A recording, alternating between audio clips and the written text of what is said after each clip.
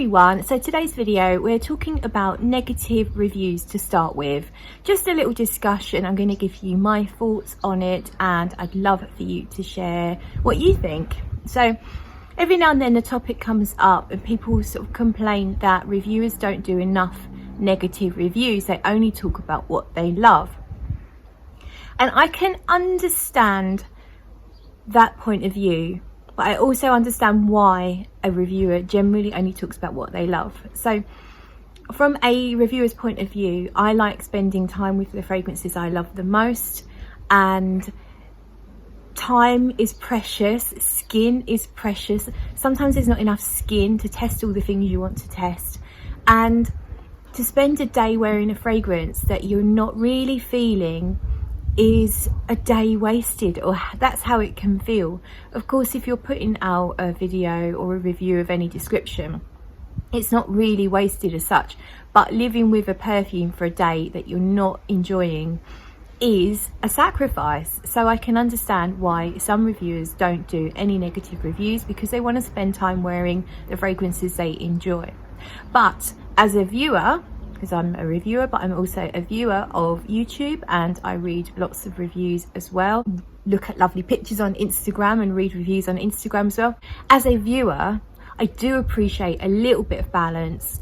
So I do always appreciate when someone isn't afraid to say that they don't like something. In my opinion, I prefer it done with kindness and not sort of blatant trashing.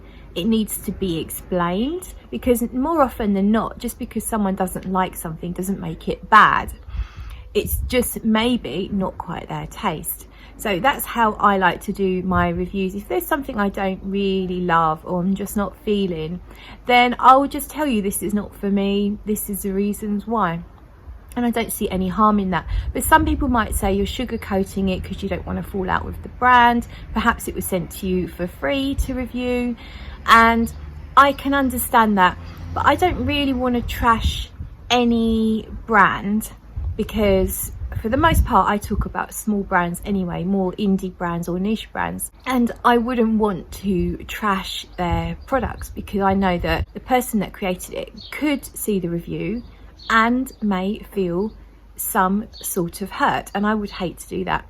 I'm not afraid to be a little bit more direct about my feelings for larger brands, because I also know that it's unlikely that anyone involved in the creative process is going to see my review, and also I'm not going to do them any harm in terms of sales, because companies like Dior, Chanel, Yves Saint Laurent, they have a massive sales. If they lose one sale because I said something's poo, it is just simply not going to affect them.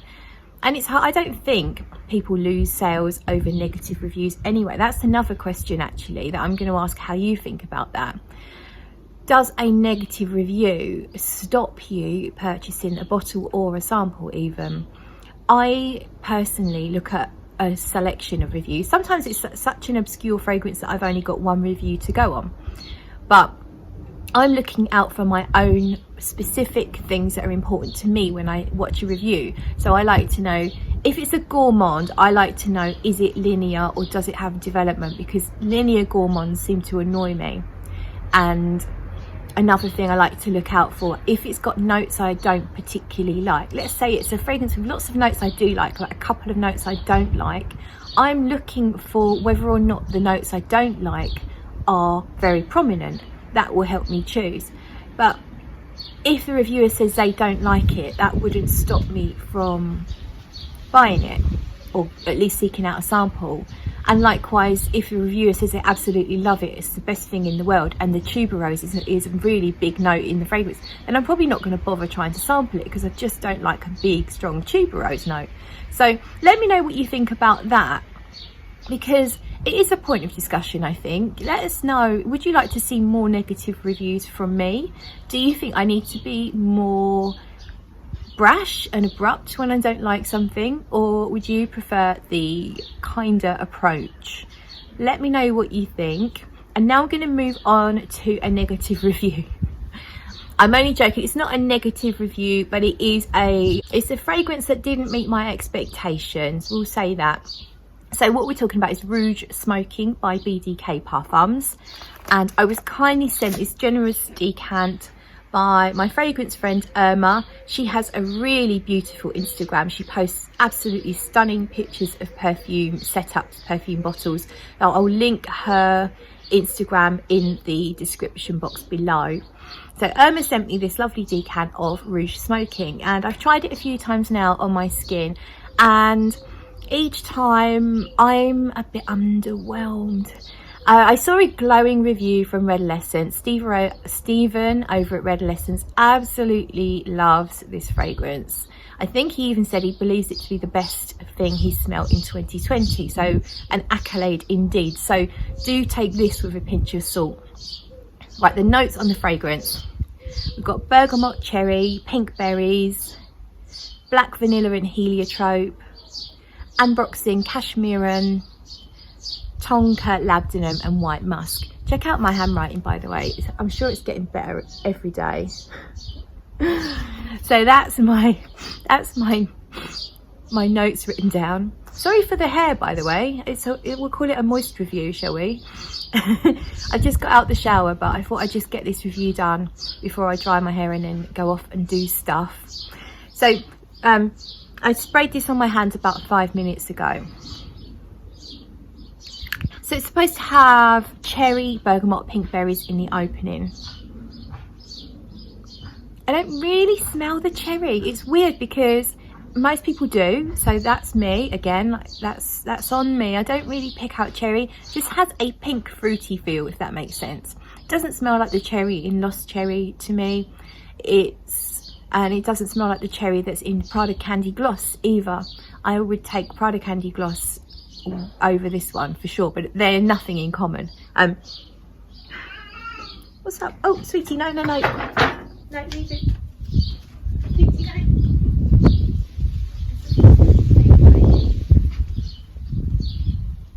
It's gone now.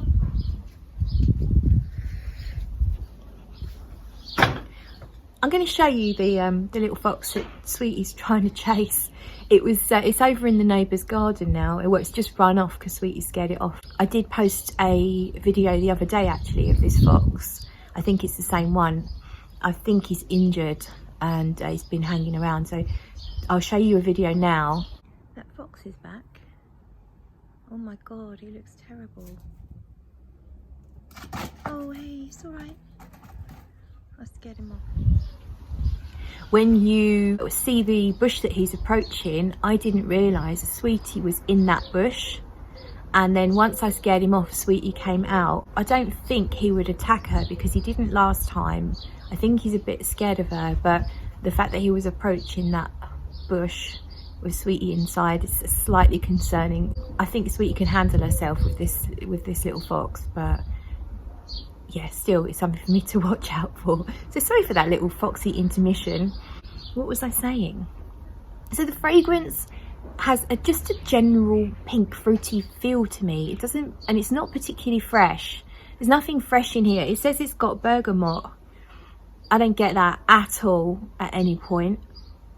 I don't get any freshness from this fragrance. I think that's probably part of the reason why I'm not loving it, because there's not really any balance. And it's very linear as well, and as I said earlier, a gourmand that is linear doesn't really do it for me. To me it smells like a sweet tobacco vanilla with some tonka. That hint of a fruity aspect is very ghostly fruits.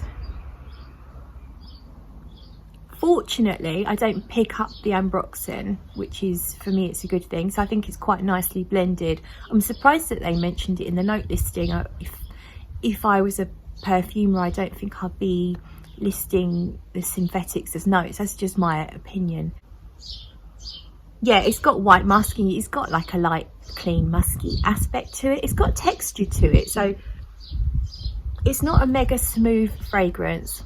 Not to say it's rough, it just has texture like sawdust, and I guess it is almost like a sawdusty note to it, but it's more about this. It's almost coconutty actually. It's not exactly coconut, but it's almost coconutty, if that makes sense. And this is how it stays. So 5 minutes in, that's it, and that's it all the way through. It's a sweet, rich, linear gourmand, and I have smelt things like it quite a few times. I'm not saying it's a clone, absolutely not, but it just smells quite similar to a few things I've smelt before, and therefore it just hasn't excited me, unfortunately. There's a lot of love for it, so, you know, take my thoughts with a pinch of salt. But if someone was wearing this around me, I would definitely give them a compliment. It smells good, there's no arguments with that. If I just had a selection of 4 fragrances to choose from every day, I would wear this one with my rotation, because it smells good and it's sweet and it's nice. But with the collection that I've got, I would never really choose this fragrance. So there's heliotrope in here, and that does lend it that touch of almondy powderiness. So that's mixed in, and tonka can go almondy as well. So it's like it's an almondy, tonkery, slightly woodsy, almost coconutty, vanilla fragrance with just a tiny pink ghost of fruitiness. But that's kind of it. If you know Towerville's Vanilla Flash, if you like Fève Delicious and Tonka Imperial, and one that I feel like it smells quite similar to is Boucheron's Vanille Zanzibar, I think it's called. I had a decant of that a while ago. I got rid of it because it was boring. No, it's like just like this really. It's just really nice, but it's just not exciting for me at the point I am in my fragrance journey. If you're a beginner and you don't have something already like this, you may find that this is the one that you want to go for. So this is not a negative review, but it is an underwhelmed review. Let me know what you think of negative reviews, how you like them pitched. Let me know if you tried Rouge smoking. Do you hate me now because you love it? Or do you agree with me? I have spoken to someone in a private message about the fragrance, and she felt the same as me, sort of underwhelmed, found it very linear. So, you know, it's horses for courses, potatoes, patatas, and all that kind of stuff. So appreciate you watching, and I will see you in the next video.